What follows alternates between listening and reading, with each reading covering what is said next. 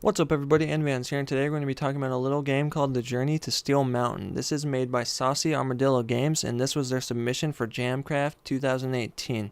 Now right off the bat, I want to let you guys know that I only spent about an hour playing this game, and you should expect to spend about 45 minutes to maybe an hour and 15 minutes playing it yourself, depending on how long it takes you to pick up the crafting system and whether or not you use the guide that they put in the game to tell you how to craft certain engines and certain weapons and whatnot.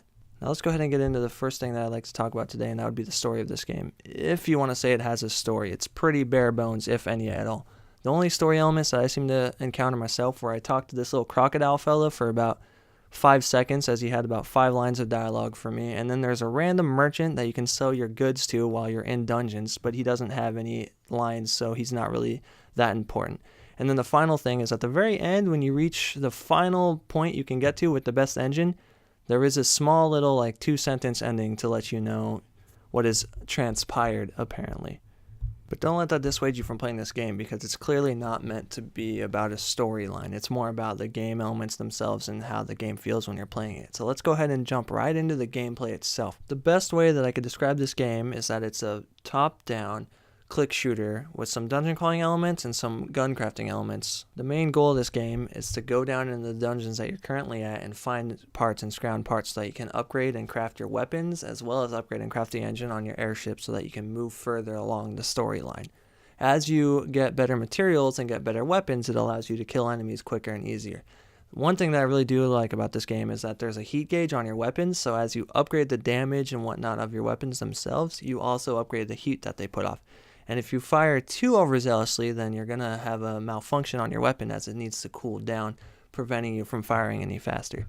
They also have an experience bar, but I couldn't seem to figure out what I was actually leveling up as I was playing the game. Every time I saw the experience reset as I filled the meter, my HP didn't seem to adjust, my damage and my gun heat didn't seem to change at any point.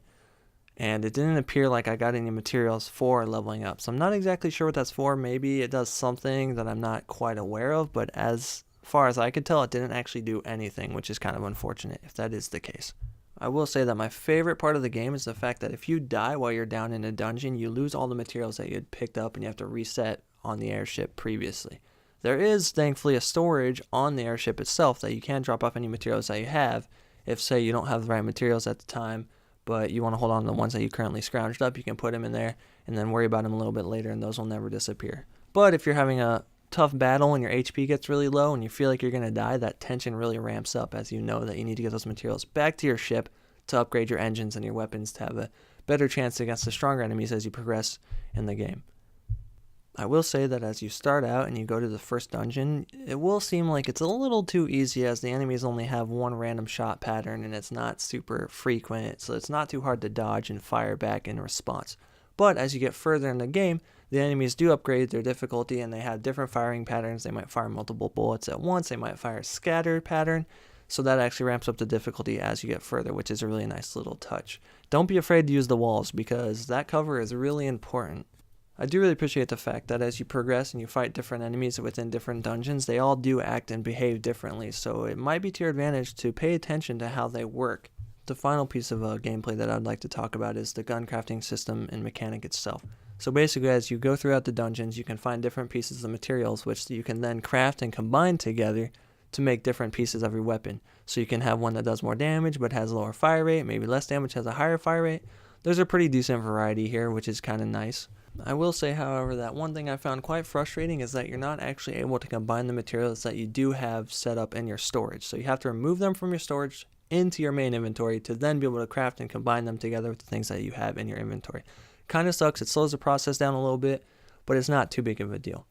The next thing I'd like to talk about is the performance. This game is not very intensive on the computer, as you can tell, so I didn't really have any performance issues. I didn't really feel like the FPS dropped at any point. There was no stuttering, there was no lagging, there was no screen tearing, nothing of that nature. So thankfully the performance is top-notch. You don't have to worry about that too much. Up next is sound, and thankfully there aren't too many sound effects to really have to worry about. You just hear like a little screech when you get hit and when you hit your enemies and fire your weapon. Outside of that though, they do have some pretty good musical tracks, and each dungeon, and including the airship itself, have completely different background tracks, which is really nice so you don't have to hear the same repetitive track over and over and over again, which would get pretty exhausting over time.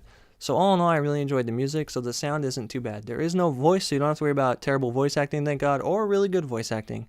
There are just a couple lines of dialogue that you would have to read on your own, so the sound is pretty good in this game.